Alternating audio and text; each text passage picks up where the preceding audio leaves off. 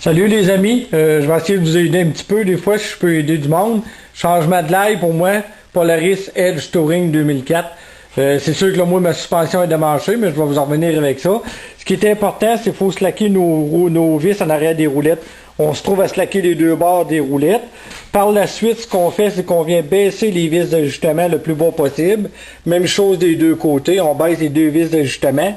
Lui, ça se trouve avec le buggy d'en arrière va se trouver à reculer, votre l'ail va tomber bien molle sur toute la suspension complète. Moi, je l'ai démanché pour tout checker les roulettes au complet.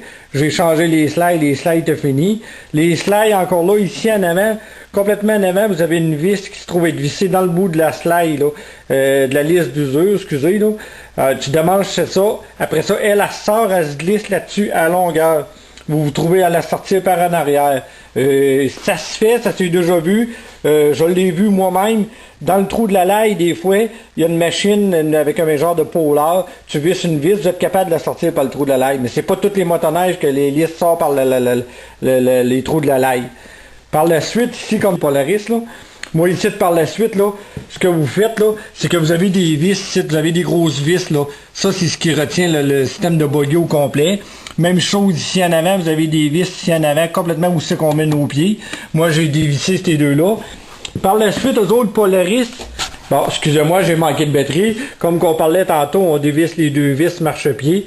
Par la suite, comme je vous dis, Polaris, eux autres, ils ont une roulette en haut complètement, ici en haut, complètement en haut, je sais pas si vous la voyez, là. Il y a des roulettes, eux autres, en haut, sur le tunnel d'en haut. Eux autres, pour les démancher, là, faut que vous venez slacker votre trim de plastique ici dans le côté. On démanche le banc en arrière, on slack le trim de plastique. Avec le trim de plastique, par la suite, on est capable de l'écartiller ici un peu. Et quand l'écartillant, on voit la vis en arrière. C'est un peu mal fait, ça. Si on l'avoue ici, là, avec le plastique, on aurait pu trouver un autre moyen. C'est dur à changer, cette petite roulette-là. C'est des roulettes qui brisent énormément, parce que toute la laille est à côté sur ces deux petites roulettes-là qui sont bien petites.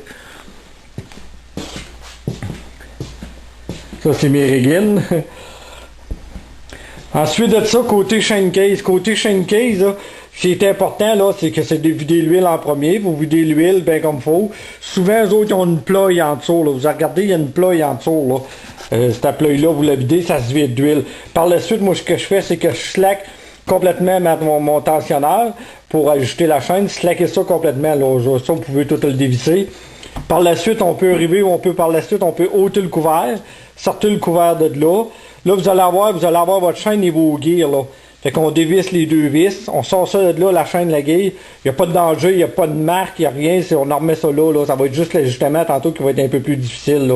Mais il faut le loter, on n'a pas le choix de le loter, le chain case, parce qu'on n'est pas capable de tosser le sprocket ici pour réussir à sortir la laille de là. Moi, je l'ai coupé parce qu'elle était finie, là. Par la suite, là, si on va du côté chaîne de speedo, on n'a pas le choix de le loter de là, lui. Parce que le sprocket, il faut le tosser par ici un peu pour le loter. Fait que pour pas briser votre chaîne de speedo, là, on démange les trois notes qu'après la chose de speedo. Vous sortez ça de là, il se trouve avoir une petite flange, là, comme je viens d'ôter. Par la suite, on a notre bearing. Lui, il est dur à changer. Il y en a qui sont capables, ils changent sur place, ce bearing-là, quand il est fini. Mais c'est une bonne job à changer sur place, là, je vous le dis. Fait, par la suite, là, en faisant ça, on va être capable de prendre notre sprocket ici en avant, là, je sais pas si vous voyez bien, là. On prend le sprocket, lui, on va le tasser de gauche à droite.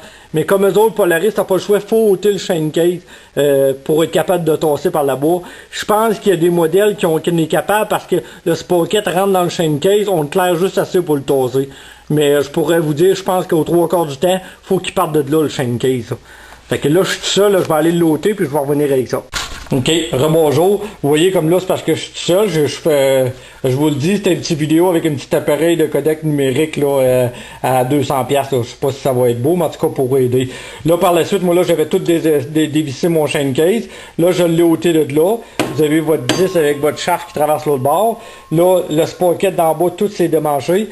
Quand vous sortez de là, votre chain case, là, ce qui est important, regardez, ouais, c'est bien sale ici, parce que vous avez des cils ici, là. Il y a deux cils ici, là. C'est important, des fois, de regarder ça. Si vous voyez qu'ils sont démangés, quelque chose, ou brisés, là. Des fois, on voit ça, c'est tout taché, c'est plein d'huile, c'est sale, là. Ben, des fois, ces cils-là sont à changer. Ils sont pas tellement dispendieux, puis vous les avez, là. Comme moi, les autres, là, je vais changer ça, je vais mettre deux bearings nœuds, là, avec des cils nœuds tout au complet, laver ça, puis reposer ça par la suite. Ensuite de ça, là, ici, on va être capable de le tosser, là.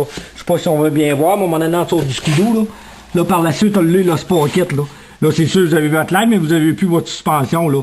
C'est de lever la suspension, c'est de prendre ça, là, c'est de tosser ça de ce bord-là. Là, vous allez le sortir en penchant comme ça. Vous allez le sortir en penchant comme ça. Là, par la suite, votre lime, elle va sortir de là. Puis là, vous allez être capable de remplacer votre lime. C'est la même chose dans le remontage. Je vous en referai un autre si vous êtes intéressé pour l'ajustement de l'ail, là, de Polaris de Edge Touring 2004. Merci, bye.